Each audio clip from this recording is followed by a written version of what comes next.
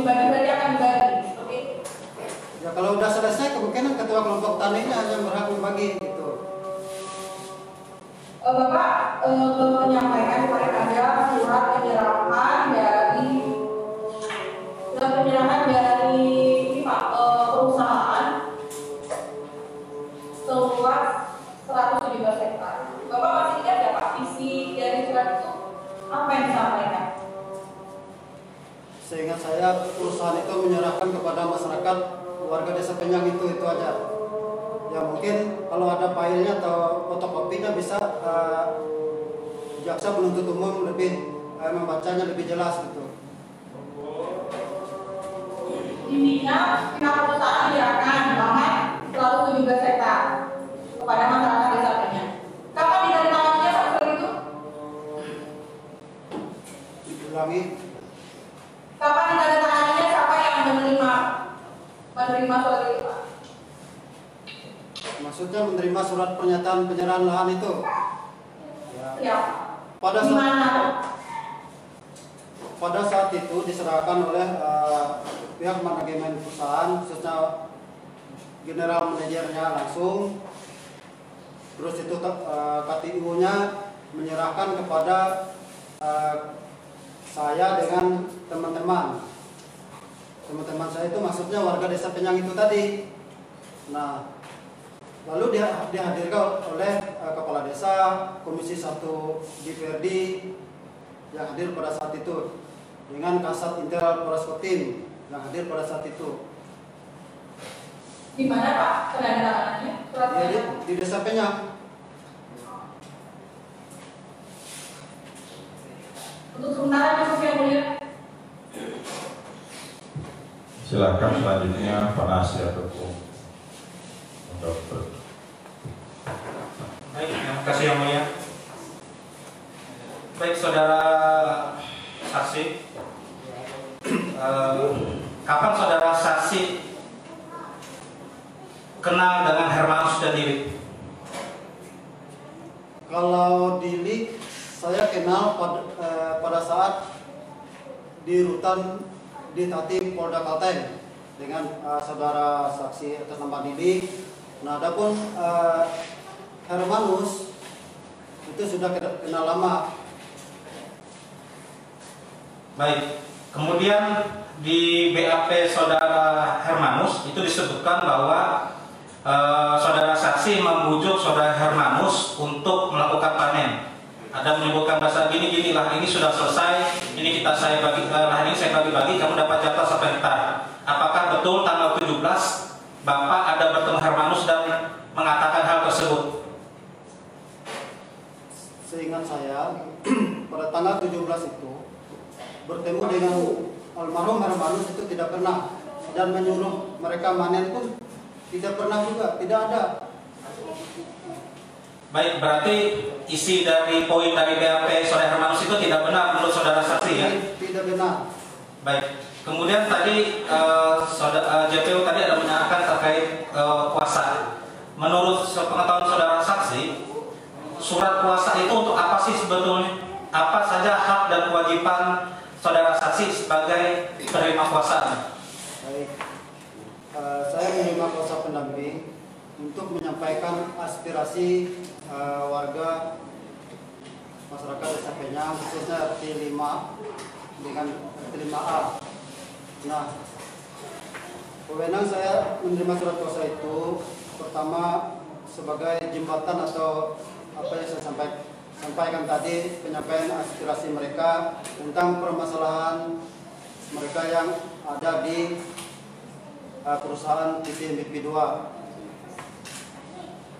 Untuk selanjutnya juga menyampaikan atau membuat surat kepada pihak atau instansi yang terkait tentang permasalahan dimaksud. Baik, apakah kewenangan sebagai penerima kuasa juga saudara saksi berhak membagi-bagikan lahan? Tidak ada wewenang saya untuk membagi lahan tersebut. Yang berwenang atau yang berwajib itu adalah yang memiliki lahan. Baik, kemudian kembali ke video yang diputarkan oleh pihak jaksa penuntut. dalam video tadi Bapak menyebutkan Bapak datang setelah panen selesai, begitu? Awalnya itu belum panen, mereka kan masuk. Pada saat itu dihalang oleh pihak perusahaan. Nah lalu datanglah saya, ngomonglah saya, itu bekerja. Nah bekerja ini membuat pondok pembatas dengan perusahaan dan yang diklaim masyarakat, terus itu portal. Itu aja. Nah untuk panen itu saya tidak ada memerintah mereka untuk memanen. Baik, berarti tidak ada sama sekali saat kejadian atau di lokasi Bapak menyuruh melakukan pemanenan? Tidak ada. Baik, apakah saudara saksi kenal dengan Pak Hiden, Pak Rano, Pak Yasmek, Pak Sardianto, kemudian almarhum Sepia dan turunannya, ada Uhing, ada Pak Nye, kemudian dengan Pak Kunal, dengan almarhum Tanco atau turunannya, dengan Pak Sakura, dan Pak almarhum Sinta atau turunannya, kenal? Nah, permasalahan yang disebutkan tadi itu adalah permasalahan mereka. Nah, yang diurus oleh saya itu adalah orang-orang itulah yang diberikan kuasa kepada saya, yang memberikan kuasa kepada saya. Gitu.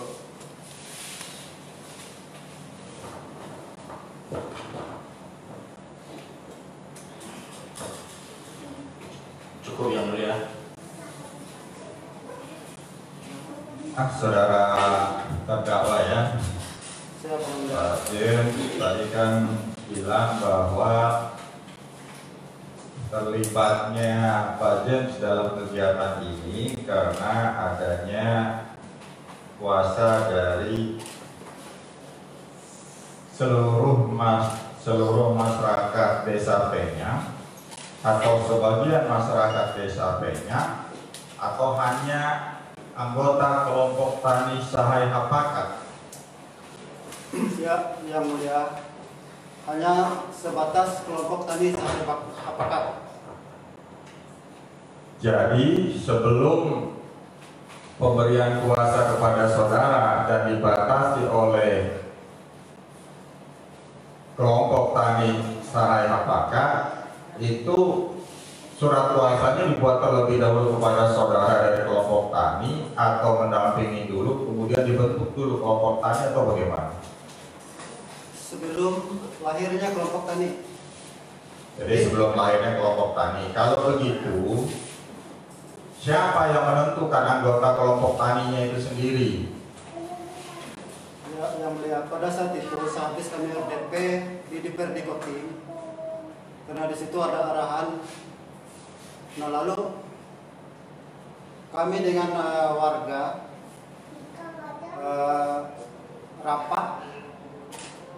Nah dalam hasil rapat itu membicarakan permasalahan tindak lanjut masalah apa yang diarahkan oleh RDP itu. Nah lalu pada saat itu hasil rapat warga memilih bahwa membentuk kelompok tani. Nah tidak memilih membentuk koperasi.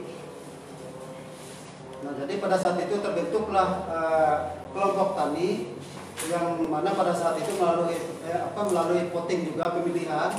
Nah pada saat itu setelah terpilih kita itu cuma mendampingi saja, tidak terlalu banyak bicara. Yang banyak bicara ini yang sudah terpilih itu. Gitu. Masih ingat hari tanggalnya nggak gitu pembentukan itu? Yang saudara kumpul-kumpul dengan masyarakat kemudian disepakati memilih kelompok tani bukan koperasi tadi.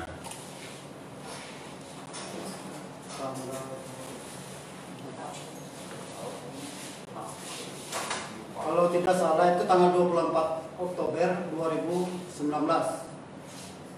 24 Oktober 2019 ya. Ya. Waktu itu yang hadir dari masyarakat Desa Penyang itu berapa banyak? Banyak juga yang melihat, kurang lebih 40 orang. 40 orang.